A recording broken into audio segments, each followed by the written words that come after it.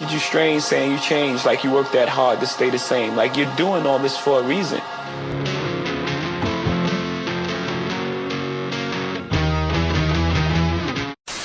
To episode 129 of Boxing in the Basement. This is the D Wade, or the Wade All City 12.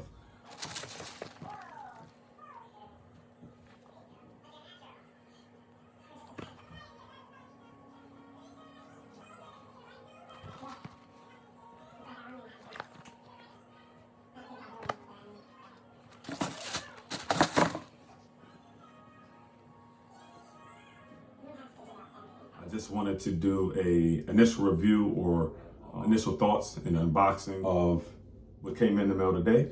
Also talk about some of the ones that have been working for me. I know the Wade 808s.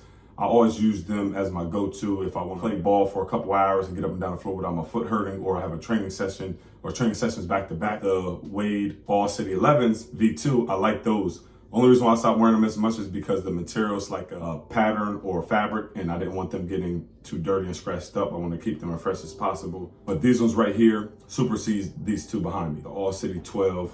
And I apologize, I did sleep on these. There was about 4 or 5 different colorways, and I didn't want to get this Peppa Pig colorway. I seen some reviews and they were saying the Peppa Pig. It's actually, the proper name of it is the Sunshine State, because Dwayne Wade played for the Miami Heat, and obviously you see Florida on the tongue, and that's where, you know, his roots are, and he brought a championship to the city.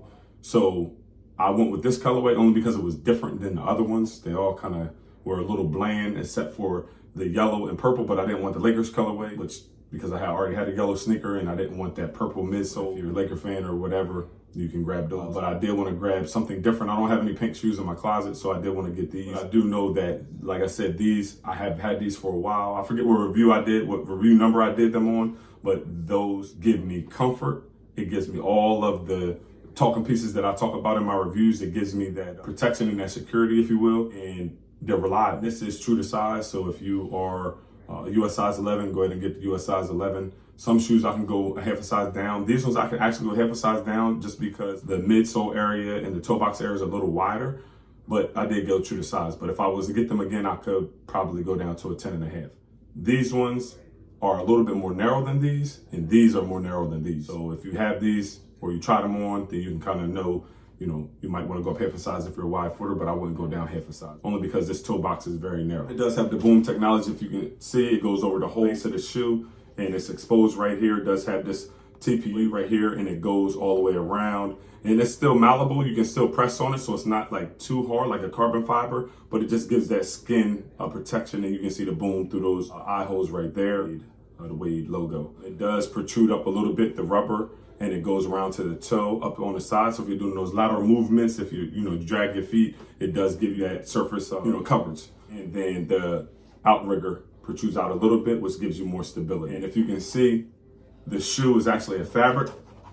So it does have like a little glued in piece, but other than that, it doesn't have like a plastic or translucent protection over it. It's just that material, but it does feel like it's durable, like it'll last. And then it has a traditional eyelets at the top, and then it has the hoops at the bottom. It just gives extra security, extra lockdown. It doesn't have a strap, as you can see. It does have a seat through that. So that's good for breathability. I'm a fan of these floating heels. It gives more of one-to-one fit for Achilles protection. So I do like that, which differs from these two. This one kind of protrudes up, and then it has this plastic piece over the back. This is just kind of separate from the shoe, and it's stitched in like that. I had a couple of shoes before like that. It's not too common, but it just gives you, the extra lockdown. Hopefully these don't bottom out as fast, and they are more durable than these, because these are very durable. So if these are durable than these, then this is a win-win. I watched a couple of reviews, and these are either the top shoe or the top 2 shoes of their reviews that they've done. They bring it to a close. The back is not a leather, but it gives the impression that it's a leather. So it does give a little bit of jazziness to the back of the shoe. But just the silhouette is nice.